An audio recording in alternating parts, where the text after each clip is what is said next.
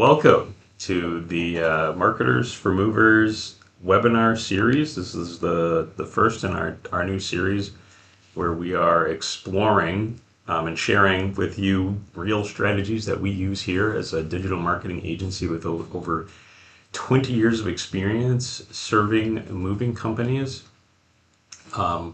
This is where we're sharing our insights on how your moving company can independently, without hiring services from an agency like ours, or without having to watch hundreds of hours of YouTube tutorials, how you can start to take advantage of many of the online opportunities there are out there to get more leads for your moving company.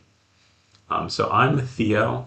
I'm a SEO analyst here. And so my job is to try to find these opportunities, whether that be writing a service page that ranks higher in search results, or a blog that could appear in a large language model conversation, optimizing a Google business profile to show up higher in MapPack rankings. That is the bulk of what I do during the day. And I will pass it over to Victor next. Hi, I'm Victor Galavan. I'm the project manager here at Marketers for Movers, and I largely do the same job that Theo does, but not quite with the level of experience that he has. I often refer to Theo when I have questions. One thing I did want to point out is that this is intended to be a starter guide. This is not intended to be a be-all, end-all guide on your SEO strategy or your large language model strategy. It's not going to take you that far. But it will help you dip your toe into the world of search engine optimization and LLM citation building. And let me introduce to you Jeremy. Thanks, Victor. My name is Jeremy Gordon. I am the attribution specialist for Marketers for Movers. I look into where leads are coming from and connect those leads with our clients. And that's the business that we're in. We're trying to give our clients more customers through SEO, through AI, through lots of different endeavors. So let's start at the foundation. And the foundation here is Google Business Profile. It is quite literally the biggest thing you can do, the highest value free local SEO tool available to you when you're starting your journey. If you're starting a business, you have to get involved in Google Business Profile. If your business is reaching out to local customers, you have to have a Google Business Profile. There really is no other option these days. Now it's preaching to the choir. Most people on this webinar know how important a Google Business Profile is, but it's how you interact with the profile that really means a lot. And we'll be talking quite a lot about that in the slides to come. But one thing I wanted to point out here is that when somebody leaves you a Google review, take advantage of that in order to add a keyword that's going to be valuable to your business. So respond to the review. Thank them for the business that they gave you, and identify surface keywords that are important to your business. In this example, we surfaced local move. Thanks for letting us help you with your local move. Thanks for letting us help you with your commercial move, your retail move. Thanks for letting us help you with your long distance move. These are all keywords that help Google identify your business as one that meets its standards. If you want to be in the MapPack, if you want to be high on a Google search page, this helps tremendously. And I think there's three main themes about Google Business Profile, and as Victor was alluding to, specificity, and that's really detailing the type of move that you performed for a customer. And like he said, that's how the Google algorithm will really identify the types of services that you're performing. And then also consistency, just make sure that you're consistent with your profile, you're completing it, and then just the frequency. Make sure that people know that you're there, you're continuing to add content on there, and that you're actually performing your services on a daily basis. So those are three key tenets of really having a good, successful Google business profile. And I'd like you to focus on the graphic to the right at the bottom of the slide. You'll notice that even if your organic search declines from month to month, it happens for every business, your Google business profile can easily make up for that, can give you easy, quick wins if you maintain it, if you make sure that you curate it and you spend a lot of time on it. You make sure that you keep it as fresh as possible. Now, Google Business Profile is a great place to start, but it's not the only place to start. You're not done when you create your Google Business Profile and you start to curate. You have to start paying attention to Yelp, Bing Places for Business, and Apple Maps, especially Yelp. If I was to pick any, well, actually, I wouldn't prioritize one over the other. All three of them are important. It's important to note, though, that Yelp did sign a contract recently with ChatGPT, with OpenAI, which runs ChatGPT, and they are now making their review database, their business database, available to ChatGPT. So anytime somebody does a local search, what's the best mover in my area? ChatGPT now can access Yelp data to provide citation information on who the best mover is in your area. So you got to be on Yelp if you want to show up on ChatGPT. And ChatGPT is a big player now. It's not Google, but it's absolutely the biggest AI player in the market. Yeah, and I'll add to that. Bing for a long time has been sort of ignored as a search engine, but large language models that do not have access to Google directly, which is really all of them except Gemini, they tend to use Bing a lot more for searches than Google. So Claude, ChatGPT, Perplexity all use Bing for searching. So it's more important for you to have your Bing Places for Business account set up so you can have that visibility with all the large language models that are not owned by Google. And of course, Apple Maps goes without saying. The whole world now uses iOS. Just about everybody has an Apple phone, so when they do a quick search, they're using Apple Maps to conduct that quick search. So you clearly want to be in that realm. Now, the important thing to note on all four of those platforms, GBP, Yelp, Bing for Business, and Apple Maps, you have to keep your directory information consistent. You want your business name, your address, your phone number, identical across every directory listing. If your phone number is 586 in parentheses space XXX-XXXX, you need to have it listed that way every place. If you use STE instead of suite or AVE instead of avenue on your address, you need to keep it that way on all of your listings. Consistency is key.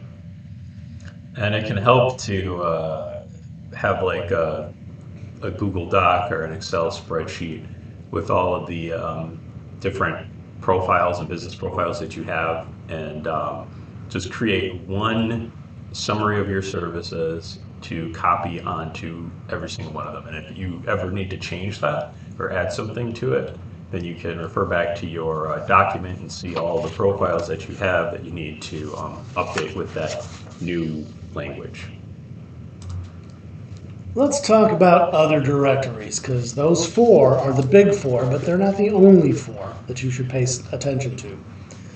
You've got your four listed. Where else do you go? Well, you're a mover. You've got plenty of places to turn to. You've got Move Advisor and Moving.com, which will allow you to create a listing for free. You've got Preferred Movers Network, which is a really good place to be, but it does require, it does add a charge. You have Angie and Hire a Helper and Yellow Pages and Better Business Bureau. Better Business Bureau does allow a free listing, but they require payment for accreditation, and accreditation really does help. All these sources give you authority in terms of the type of services that you provide and how often you're doing it. Move Buddha is another website that's really important that I see surface on AI LLMs all the time. Usually they're taking a look at these types of websites and seeing how you rank and if you have enough reviews, and then that's going to dictate what they offer in terms of their suggestions of which moving companies to suggest for you to actually use. So, those are the top four, in terms of the GBP, Yelp, Bing, and Apple Maps, but these are also extremely important in getting your business and your moving company to surface on these LLMs.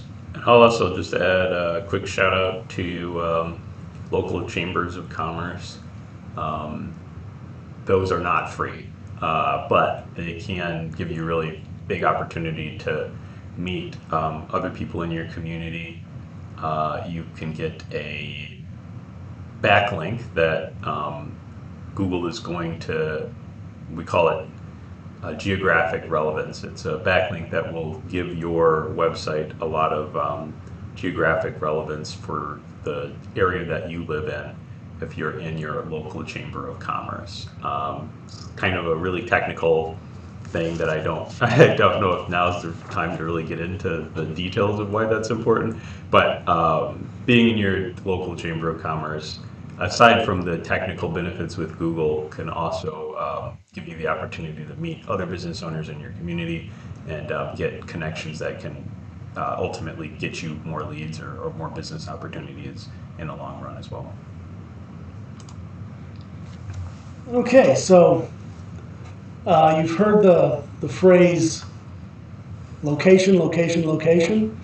Well, for curating your listings, your directory listings, your business listings, it's all reviews, reviews, reviews. There are important reasons why you want to curate those reviews. You want a stream of customer reviews. The number one reason is frequency. Frequency tells Google and all the LLMs that your business is a thriving company that is going to be of value to a person who is looking for your service. It's going to enhance the possibility of your business being referenced on an LLM conversation or coming up on the first page of a Google search or showing up on a map pack when somebody searches for movers near me. It is important that you spend the time necessary to get people to submit reviews, not only on Google, but Yelp. I mean, you want great references. You want 5 stars, clearly. You should thank them when they do review, and don't be shy after a job is done, sending an email to that customer and asking them if they wouldn't mind giving you a good review on Google or giving you a good review on Yelp, or even better, on both. Yeah, this is, in my opinion, the number one X factor in terms of surfacing on Google, on AI LLMs. That is the common denominator between if you're ranking high or you're not on the first page or you're not in the AI answer. Just make sure this is part of your protocol. Make sure that your movers are asking for these reviews too. Like if asking you, you may receive. So like that's even important as well. Just putting it as a part of how you do business and asking these customers for reviews. I know I have a client that incorporated something called a Zappy card where they can scan a card right at the move and then they can just leave the review right there. So little things like that can really help garner more reviews, more 5-star reviews, and then your name's going to surface more and more. And then I'll add, really what Google is looking for on your business profile is activity. The strongest signal of activity is reviews because that's something that requires a person outside of your business to do something on behalf of your business. But there are other ways to signal activity within your profile. One of those ways we'll talk about very soon after this is with photos. But another is adding updates to your business profile.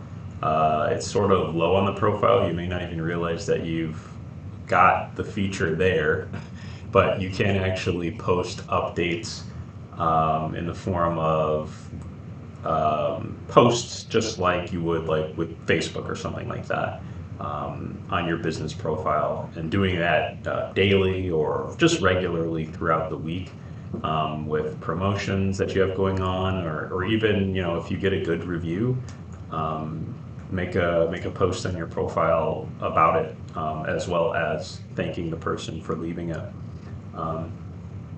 And those kinds of activities will signal that your business is active to Google as well. Speaking of photos and video, photos are incredibly important. If you look at that third paragraph there, having more photos on your Google Business profile boosts customer engagement, and it leads to increased clicks, calls, and direction requests. Some businesses are reporting a 42% increase in requests for directions and a 35% increase in clicks to their websites when they have a tremendous number of photos. Just think of it, and we're not talking about photos that look like the photograph in this slide. We're talking about real photos. We're talking about photos of crews on the job, packing up furniture, wrapping up furniture, carrying large items into a truck. Those are the photos that matter, because it tells and signals to Google that this is a going concern, that that these are real people doing real jobs and are available for their customers who need that job done. Yeah, and ultimately you're trying to build trust, you're trying to build confidence, you're trying to put a name to the face, in order to show that you're part of the community, you're doing these services, you're active, you're documenting what you're doing, you're proud of your work, and you show that in the form of photos, you show that in the form of videos, which is a really untapped area. You can put up to 30-second videos on your profile and showcase, whether it's a like introducing a GM, or talking to movers about certain jobs that they did, or just giving some informative content to show potential customers, the services that you provide. So it's really just like a legitimacy exercise and showcasing your trust and confidence, so people have enough material to really go with your services. And finally, the future. The important line here is the third line in this graphic. LLMs are not looking for keywords. LLMs are not search engines. They don't act like search engines. They are a completely different animal. They don't deliver content based on geography. If you're in Seattle, Washington, and you're asking a general question, they don't necessarily know where you're coming from. What they do is they collect a vast amount of data on citations and reviews and FAQ pages and blogs and content resources that they use to determine what is the most viable answer for a query they've been asked, or something that they've been asked. What all this means for you is that it's important on your website to make sure that you have a bevy of content and resources and blogs and FAQ pages and glossary pages and any other kind of page that reference your business, that explain what you do on your business, what your prices are. Facts are very important. A lot of companies don't like to come up front and let people know exactly what their pricing structure is. That's exactly the kind of data that large language models are looking for. And if you provide that information, they're going to give you a boost. They're going to trust your information more than they're going to trust others. And they're going to surface you on their platform.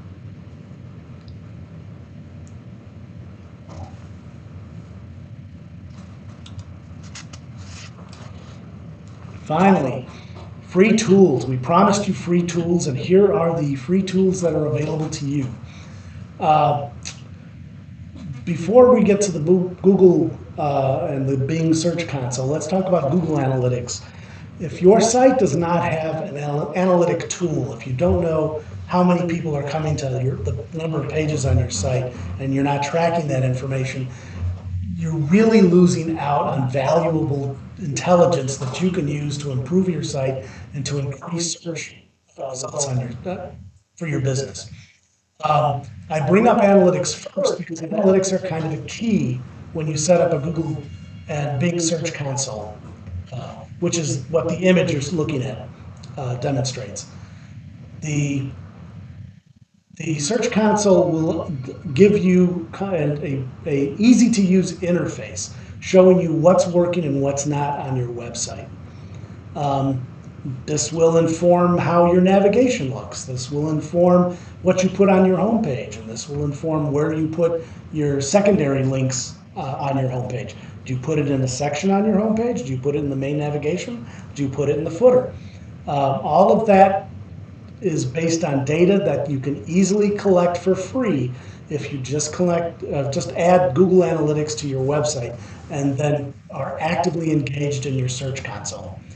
Beyond that, Google has a great tool called Trends, trends.google.com. How does this tool work? Well, let's say you're in the auto industry and you're wondering whether autos or cars or SUVs is the best phrase to use or the best term to use. Let's say you're in the moving industry and you need to know whether interstate or long distance are better terms to use. You can test those terms against each other on Google Trends, and in fact, you can even test those trends geographically. So if you're located in Seattle or you're located in New York State, upstate New York, or you're located in Florida, you can focus on those regions of the country and do those comparisons to determine what term is going to be best for you. So your H1 tag, your header tag, on a interstate moving page might be better served with the word interstate rather than long distance. It's always a good idea to keep testing that and to review it from time to time because trends change, and Google Trends will keep you up to date. That information is real time, so it's a valuable tool. Keyword autocomplete. Keyword autocomplete is something you've dealt with your entire life, or at least as long as the internet has been available, or as Google has been available. When you start typing in a query on Google, you're going to see below it phrases that appear that are similar to the phrase that you're asking. These are based on people who have conducted searches on Google. These are queries that they ask on the same topic. So Google's giving you an idea of what it is that you might want to ask, but that should inform your idea of what it is you might want to produce for your website, because you know if you see if you see something showing up on autocomplete, there's a pretty good chance that somebody is going to search for that, and if you write about that, there's a pretty good chance that your site is going to show up on the first page of a search page. So the People Also Ask is a great resource on Google to use when you're making service pages and inserting FAQs at the end. This is exactly the type of material that you're looking to utilize in order to answer these questions that are commonly asked from time to time. So that is really going to help your business surface even more when you're answering people's questions that are very popular. You want to be able to develop content that is really answering all the questions that that potential customer has. So that's one of the aspects to really hone in on in order to have a more complete service page. One thing about People Also Ask, it doesn't always appear. When it does appear, it's going to be on the first search results page on Google. But it doesn't always appear there. Sometimes you have to click on the classic search button to get it, and sometimes you have to redo your search in order for it to appear. But it will appear, and it's a great tool to use. Also, just say AI is also a free tool. You can ask ChatGPT for advice on how to improve your existing service pages. You can ask it to do competitor research for you. Look, you could give it the URL of a website that is on page one, and ask it to compare it to yours, and it'll tell you what it sees as the big differences between your page and theirs. And if you ask it, it'll tell you why it suggests your competitor's website over yours sometimes as well. So AI is also a free resource that not a lot of people really think about. So I'll also make a pitch for places like SpyFu and SEMrush. They are paid tools. We use it. We use the professional versions of them, but they do offer free functionality, and I would encourage you to go to SpyFu and SEMrush, create a free account, and just test it out. That will help you surface keywords. It'll help you do limited uh, uh, competitor research. It will give you a good idea of where you need to move and move forward when you're working on your website. The Lighthouse Report. You have to check your work. This is a tool in which you can review all your top pages for things like missing titles, weak meta descriptions, slow pages, thin content, and this is just a basic audit that often exposes some quick wins that you can take care of right away. So the things that they're looking at, performance. So this is like loading page and stuff like that. So like if you have a very slow load time, not only will your potential customers leave the website and go somewhere else, but when these AI crawls your website, they're going to go somewhere else as well if it doesn't load in time. So like that's a really big one. So I just wanted to interject that you can, if you do a quick search on Lighthouse on Google, you're going to find all sorts of tools that can run the kind of audits on your site that you see results for on the left-hand side here. Performance, accessibility, best practices in SEO. Those are the four big metrics. The Lighthouse is the actual tool. Will measure on your website, and they will do it for mobile versions of your site, and they'll do it for desktop versions of your site. If your performance is in the 29 percentile, like this example shows, then you need to do some work on your site. If you have an IT person who handles your site, that's the time you reach out to that person and ask them to do some research and see if they can improve the performance on your site.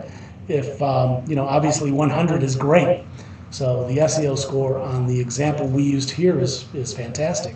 Accessibility and best practices are pretty good at 80 and 75% for the site that we used as an example here. Accessibility is things like alt text on your images, the ability for pages to load quickly, links from your homepage. Are they locked down? Do they require a password, or are they freely accessible?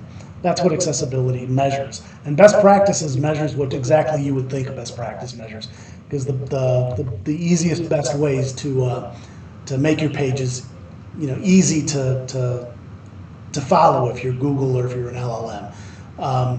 Primarily, there's something called H1 tags. H1 tags essentially are the headers on your pages that tell Google what the page is about.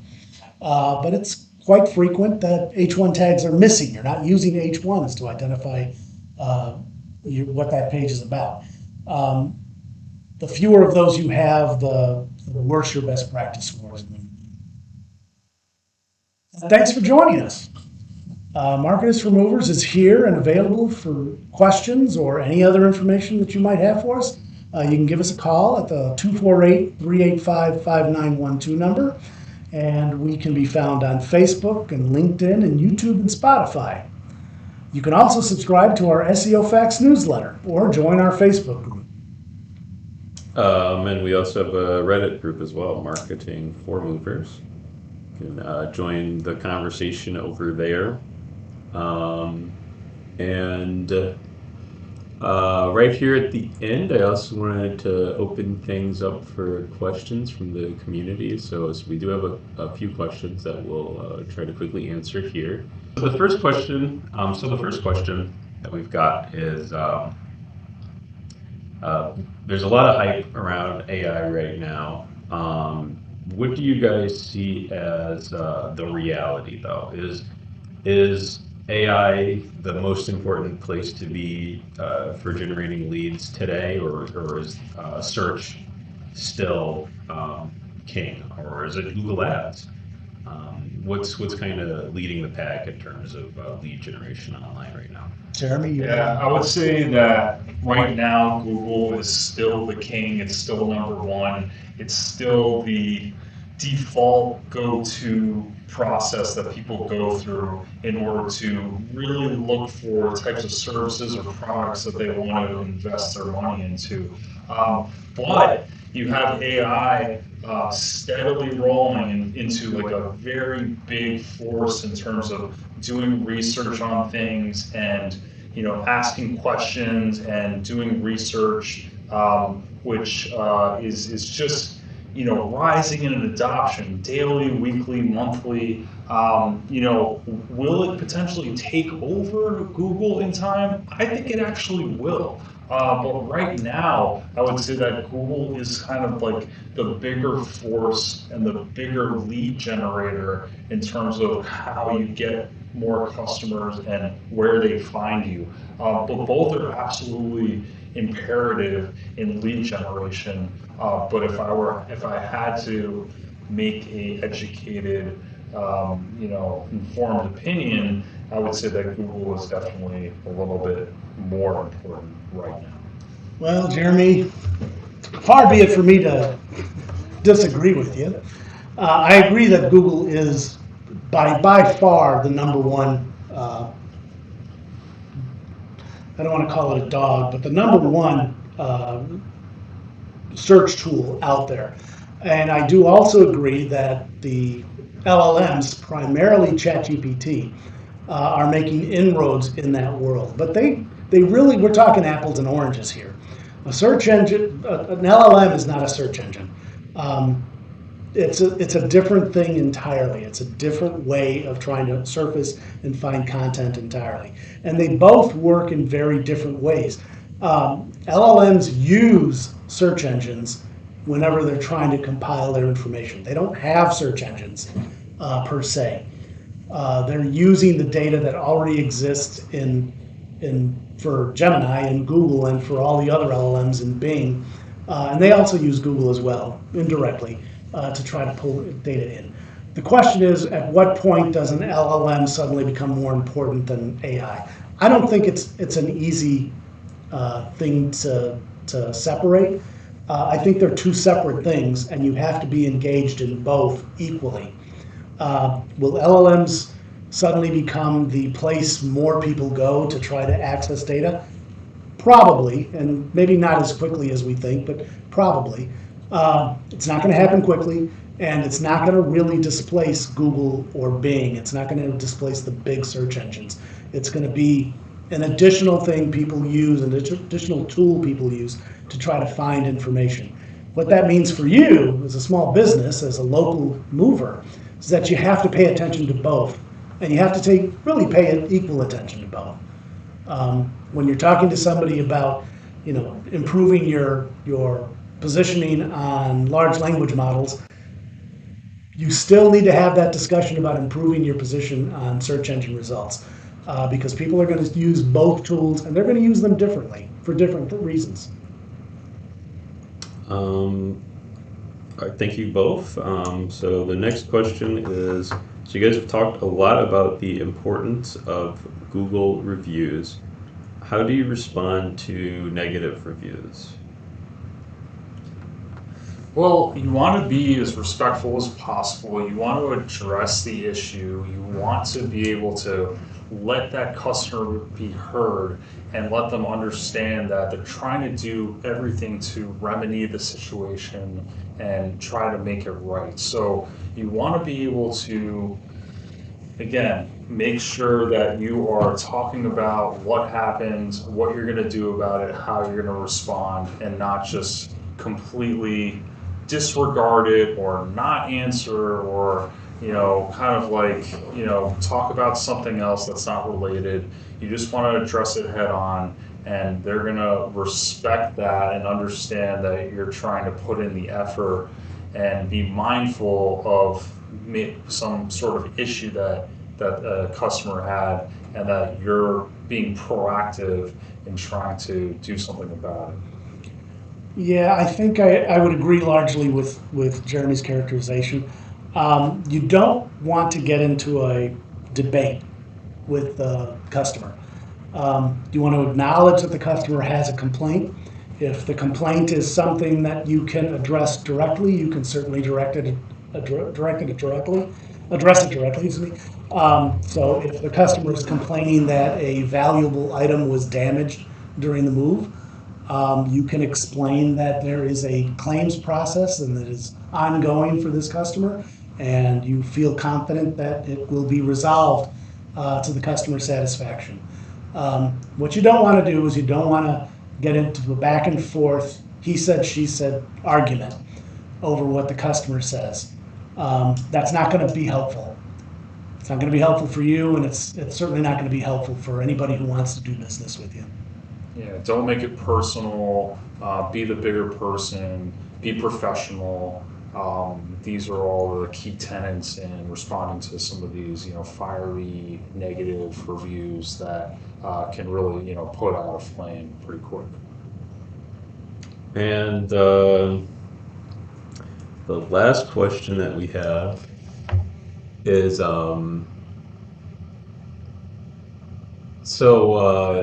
this presentation did not mention social media as a free source for lead generation. Do you see social media as an important asset or part of a total lead generation strategy for moving companies, or do you feel like it's not that important, or were the things in this presentation just more important?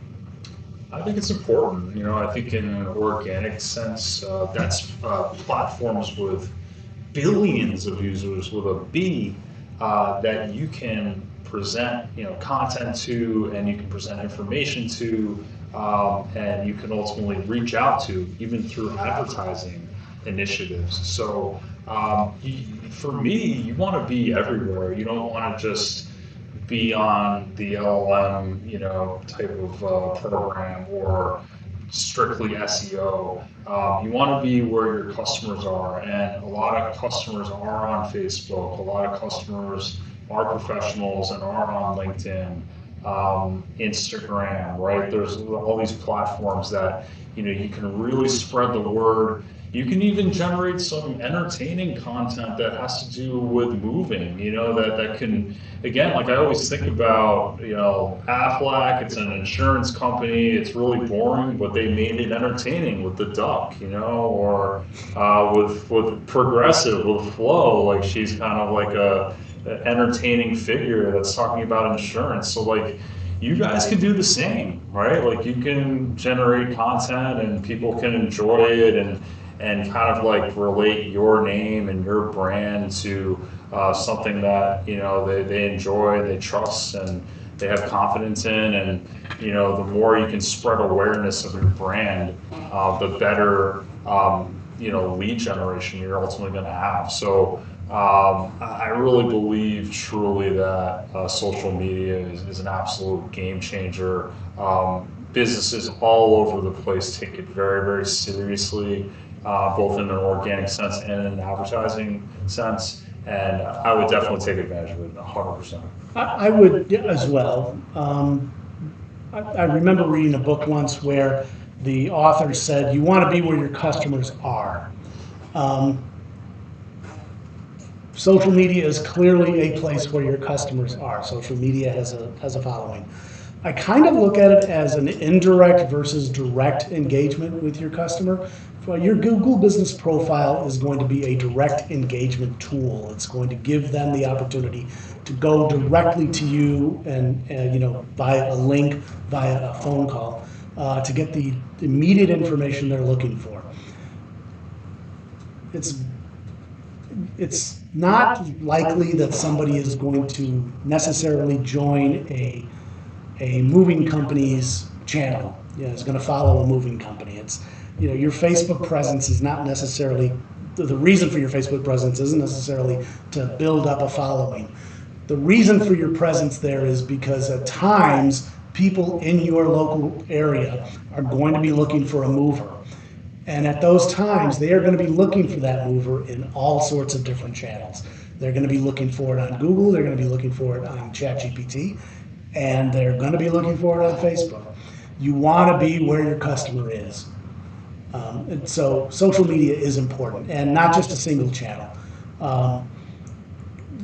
Facebook for residential moves, for local moves, is incredibly important. LinkedIn is important if you're trying to sell office and commercial moving services or warehouse storage services, warehouse receiving services. Instagram is always a good place to be. Don't short shrift your social strategy. Absolutely.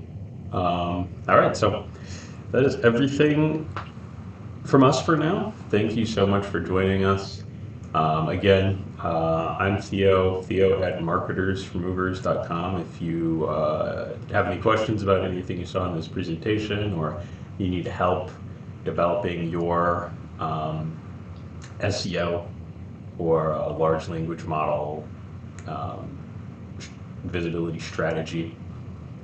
Thanks, everyone. Thanks for joining. Take care.